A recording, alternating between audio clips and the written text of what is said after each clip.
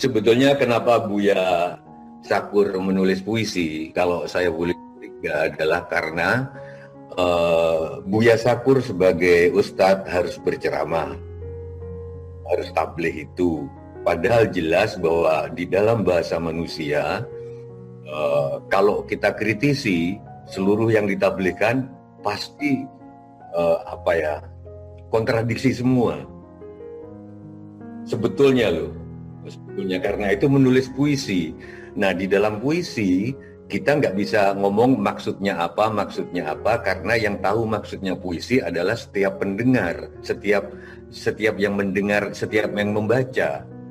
Itu ahli saraf aja, dokter ilmu pengetahuan modern mengatakan sesungguhnya tiap saraf manusia itu unik-unik.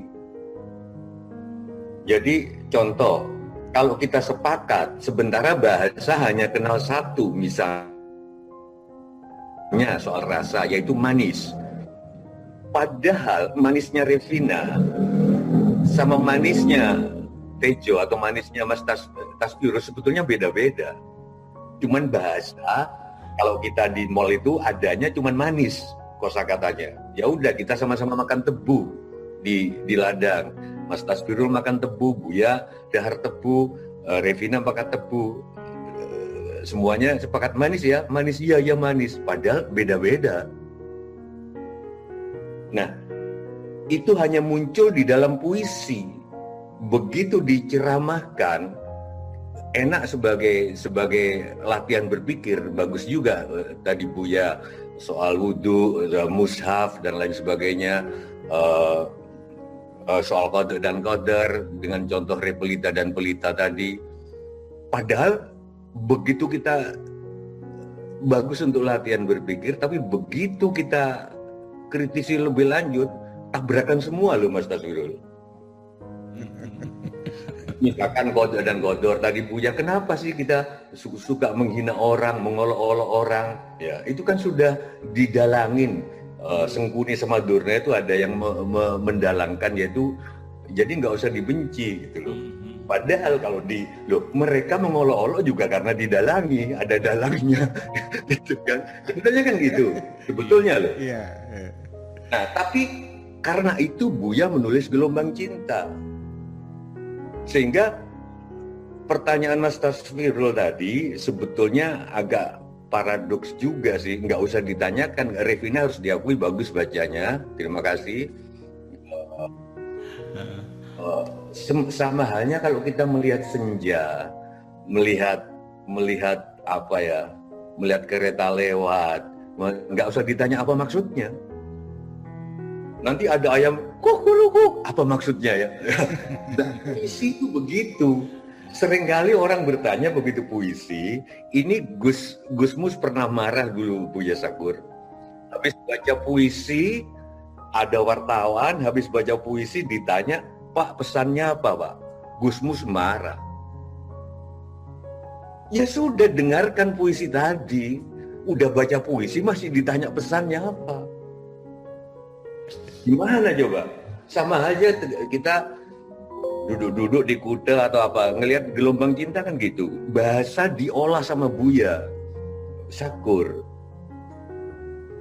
Hanya orang yang ilmu pastinya kuat dan punya pengetahuan tentang nuklir yang lumayan yang bisa mengolah bahasa seperti itu.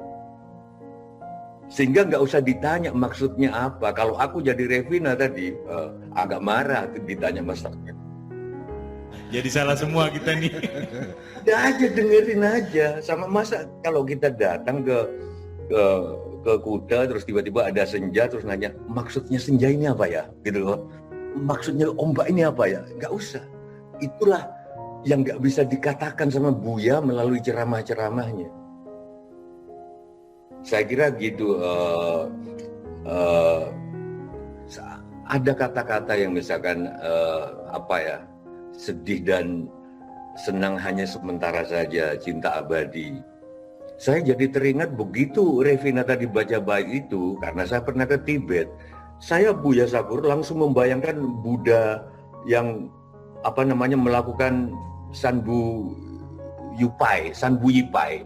Jadi berjalan 3 langkah terus bersujud. Bersujudnya itu terkapar. berjalan lagi 3 langkah, bersujud terkapar sampai sejauh 150 km mencapai puncak Gunung Kihara. Tujuannya apa? Tujuannya bahwa mengatakan bahwa semuanya akan berlalu. Masa lalu yang masa lalu, yang saya katakan, yang Buya katakan baru detik tadi tentang kalau kita syariat melulu pasti berantem, itu sudah jadi masa lalu. Sementara besok akan menjadi masa lalu. Nah, mereka melakukan itu, teman-teman Buddha yang di Tibet ini, sejauh 150 km berjalan 3 langkah, sujud terkapar, berjalan 3 langkah, sujud terkapar 150 km. Hanya untuk melatih bahwa semuanya akan berlalu. Buya hanya dengan satu baris.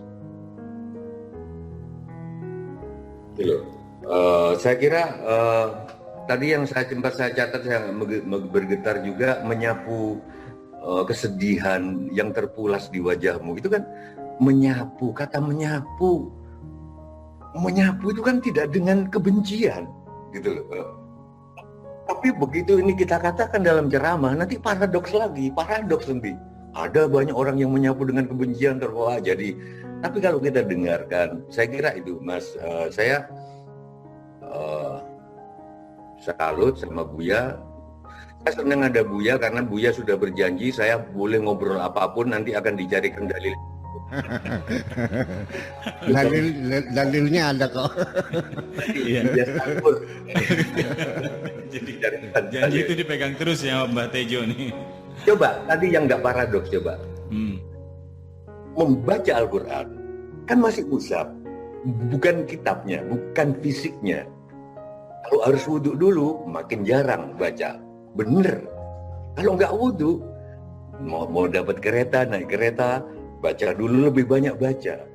Nah, pertanyaan sekarang, mana yang lebih bagus, bacanya jarang-jarang sama bacanya sering-sering tapi nggak wudhu dulu? Dikembalikan. Ya, tapi bagus sebagai latihan intelektual. Karena saya langsung teringat Muhammad Hatta, Buya Sakur. Bung Hatta itu dikenal orang yang mau baca buku apapun mandi dulu. Dia pakai sepatu dulu untuk menghormati pengarangnya dan mendoakan pengarangnya. Bung Hatta. Jadi, tapi paradoks juga. Kalau menurut saya anak sekarang yang penting banyak baca dong, nggak usah wudhu dulu. Daripada pusing itu lebih baik mendengarkan Gelombang Cinta.